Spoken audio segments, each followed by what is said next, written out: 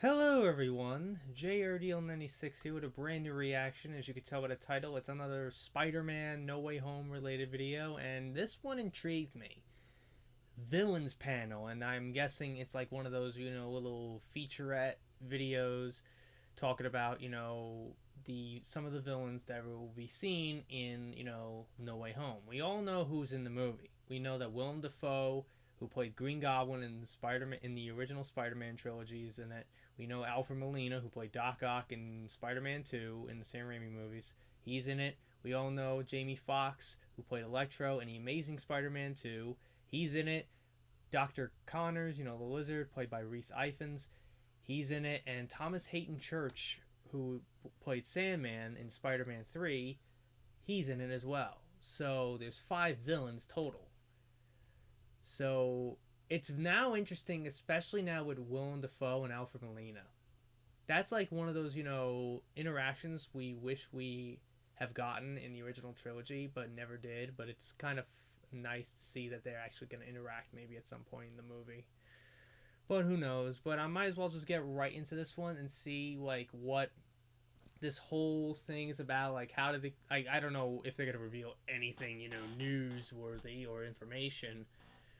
But I'm pretty sure they're going to talk about how fun and weird it is coming back in this aspect. But we'll wait and see. So without further ado, let's react to this video, shall we?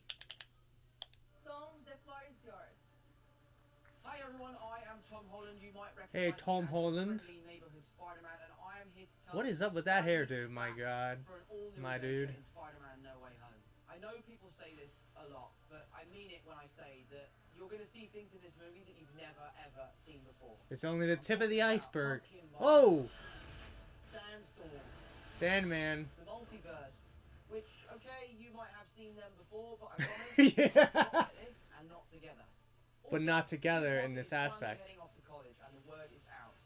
So yeah, everyone knows that he is Spider-Man. So throw your fan theories out the window. They're probably not true, or are they?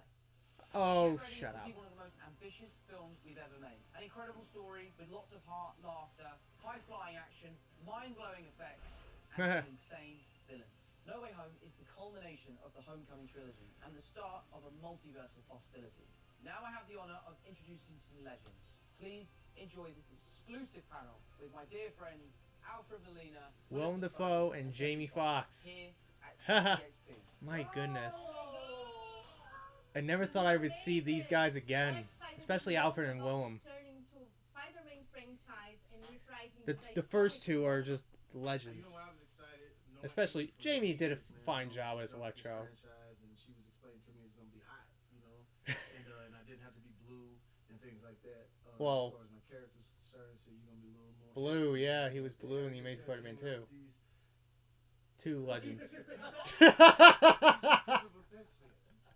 I mean, to walk on set, man, and to Seeing those guys, it's got to be like, holy shit. Willem, how about you? Willem. He has not aged, Willem. I thought, oh, that's pretty nutty. I got speared pretty good in the first film, but I thought, okay, they can figure out a way to bring me back. But it was really the pitch. And like Jamie, I know Amy's history. She walked me through it, and then John, the director, kind of pitched the whole idea before I read a script, and it sounded like a lot of fun and a good solution. And then when we went deeper into it, I liked the idea that I was returning to something that was same but different. It's a return to something I did before. Something with that kind of similar, but history, just different but take. There's A spin different, on it. spin on And it. that appealed to me. And obviously Alfred. For me, it's just about the money.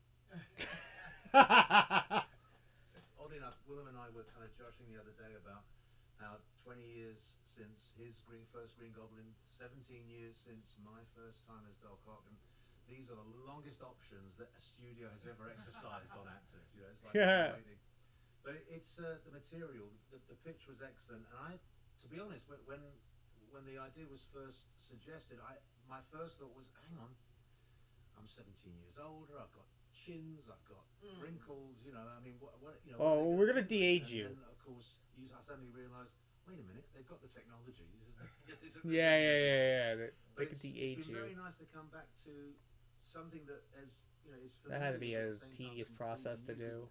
the technology has moved on phenomenally since in the last couple of decades, and so that's it's kind of still exciting. It's weird seeing Alfred with a freaking Apple Watch. You want to know the truth? Nobody knows how uncomfortable those costumes are. Yeah, of course. It was a pain in the ass to even make the Green Goblin outfit for him. You got to try different types of materials. But the costumes are much more comfortable than they were before. I remember the initial. Oh yeah, the initial fitting, suit. To create the costume for the Green Goblin, I stood there for 8 hours, and they put different preformed pieces on me. Now, they scan me, and they can design it, and then make the costume, and then try it on me. It's a huge leap in the technology, and they're more flexible. We can do more things with them. Also, I don't know how much we want to fool with spoilers, but Well, be careful. We love spoilers. Be it looks careful. A little different. The snipers Old are there. Norman and the Goblin are further down the line, and they have a few more tricks up their sleeve. So it's not an exact. There have been upgrades on the custom. We kind of saw the trailers. Alfred, how about you? Yeah, well, It's weird the with main him. difference between that film and this one is that the tentacles are all kind of CG now. They'll all be superimposed on me at a later date. Whereas in the original movie, they were mechanical, and I had them like. Yeah, and that's what I attached to me loved and about it. It was practical, and I felt So real. that's the big difference. But it's just a great story. It's a wonderful. I think there are it's a certain wonderful moments world where to they be in. actually have them. It's we're having, if I say so myself, we're having a lot of fun. A lot of fun. Jamie? No, yeah, it's We got different. a brand new start, a brand new look. The blue when we did it the first time, it was look man. Based on the Ultimate I don't care. Comics. I was just happy to be in this wonderful course, and it was like you said, it was sort of like 2 or 3 hours or whatever like that. But with this new is fly. The homies is like, okay, we get you now. When I was blue, they still roll with me. But okay, you blue. But with this one, it just feels more comfortable, and I think it feels more today, modern. Like Well, not more trying so hard. Like, advanced. I sort of related to R&B. Back in the day, in R&B, you used to have fringes on your outfit, and and like shoulder pads and things like. Now you can sing. So it's like now we're just singing. What do you love most about portraying a villain? The thing about grounded villains is that, and this is what's so wonderful about the villains in the Marvel universe, if you like, is that so many of them become villains almost reluctantly, almost in spite of themselves. An accident happens, or some terrible tragedy. It's so fucking funny transforms just them. seeing fucking And that's Alfred what makes Molina, them as old as he very is, playable. 'Cause wearing it's an not Apple just Watch. There's some real depth to it. Isn't that That's weird what just to makes it see? interesting. I mean, in a lesser environment, Willem has not us as aged a villains, day. We would just be functionaries. We would just be there to get the plot going. But here we've got real storylines. We've got they are real people, and so it's Green Goblin has a case to state this time. yeah. He's trying to make his case. Mm-hmm. A philosophy of life. It's not just about some kind of abstract muscle twirling power grab. It's about. Are you suggesting I'm a such-twirling guy? Look here, I'm classically trained. And now a tricky one. Which villain is the most terrifying? Oh man, it's crazy. It's crazy. Well, it's because, a like I said, toss we've up just been between Doc watching Ock and Green Goblin. Willem, and it seems personal. because with Electro, it's like Electro and us. It's to the world. The world did me wrong. But when something is personal, and you could go all the way back to Shakespeare, when something is personal, and that either that jealous thing, there's nothing that can beat that. No matter what costume you put on, no matter what you say. So when he speaks, he has the power, and I think you really. But I'm being right though. It'd be different if I was blowing. Like here's the thing. But if I was blowing, but if I was blowing smoke, he'd know. Here's the thing. It's personal, and anytime you can get a character to be personal in a movie, it has the most. CCXP is a fan event. Is there anything you would like to say to your Brazilian fans?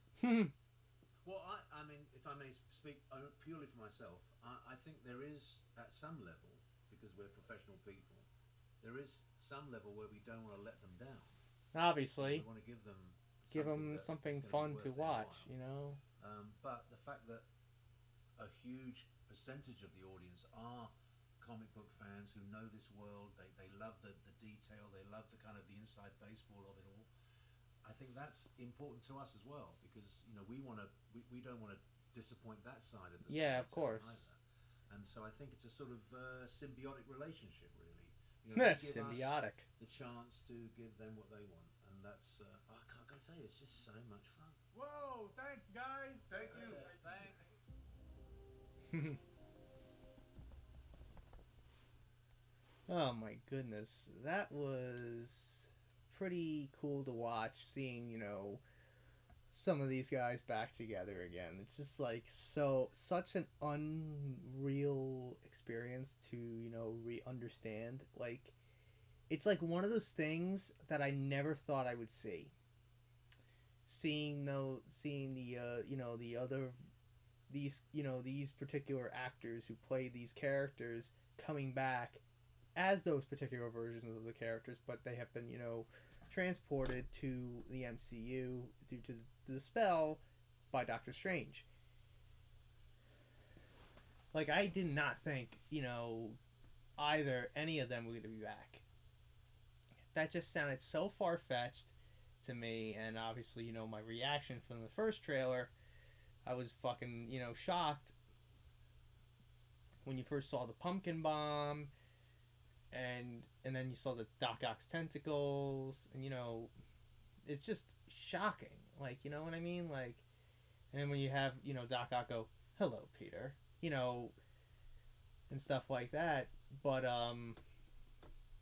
like that, like the one thing I want to point out is that Willem Dafoe has not aged a day. Like he aged a tiny bit, but he pretty much looks the same than he did in the original Spider-Man trilogy.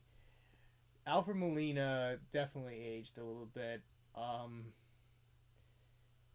So they did some de-aging to Alfred Molina for his role in this film. Because I think another interesting point about these villains, that they were taken from their universes at a certain point in time. So supposedly Green Goblin was taken before he was killed in the first film. Doc Ock was taken when he dragged the sun down into the water at the end of the second movie, and then Electro is supposedly after his supposed death in The Amazing Spider-Man 2. That's what I've heard. But we finally got a good close-up look of in the beginning when they showed the real the montage before they handed it over to the the cast, the main three villains. You have freaking Green Goblin. You had a first good look at Green Goblin in his more modified look with the the purple hood and stuff. I wonder how that happens. Like, because obviously we all know that once again Stark Tech has to get involved, but Doc Ock's I believe kind of makes sense, because again this is going on during during the bridge battle and everything. And at one point, I think Doc Ock probably, the tentacles probably absorb some of the nanobots from, the Iron Spider suit. That kind of makes sense. And Doc Ock in the trailer, if you notice, Doc Ock, when he sees his tentacles turning red and absorbing the nanotech, he looks confused, like, what the hell is this? Like, Jamie Foxx's Electro we all noticed in one of the TV spots, he has an arc reactor on him. I guess that's in a way to somewhat control his electrical abilities, which probably could explain why he's yellow in this film and not blue. Maybe he might start out blue, but when he gets transported here. But who knows? I don't know.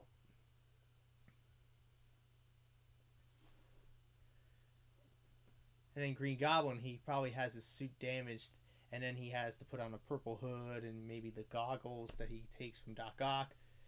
Who knows? But the one thing I am praying that I have like a bad, feeling of is that they might ruin the original character arcs from, the original movies. Like the one thing about the one example is Doc Ock's, character arc.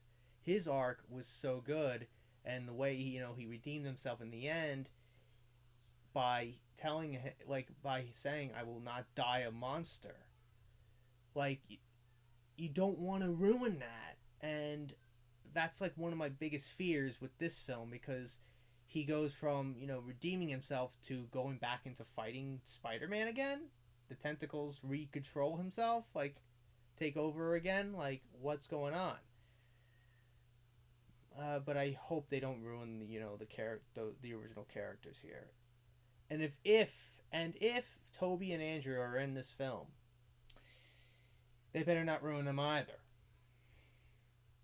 And give them a good enough screen time, You know what I mean? Like, you better give them some good screen time in this film. What the fuck is that hairdo, Amy Pascal? Jesus. I'm sorry, but yeah, I'm just scrolling through the videos, and one of the thumbnails I saw was Amy Pascal's weird hairstyle right there. I'm not judging, but just, that just, caught me off guard. I'm like, what the fuck? But hopefully they don't ruin, the characters from the original movies when they brought them here.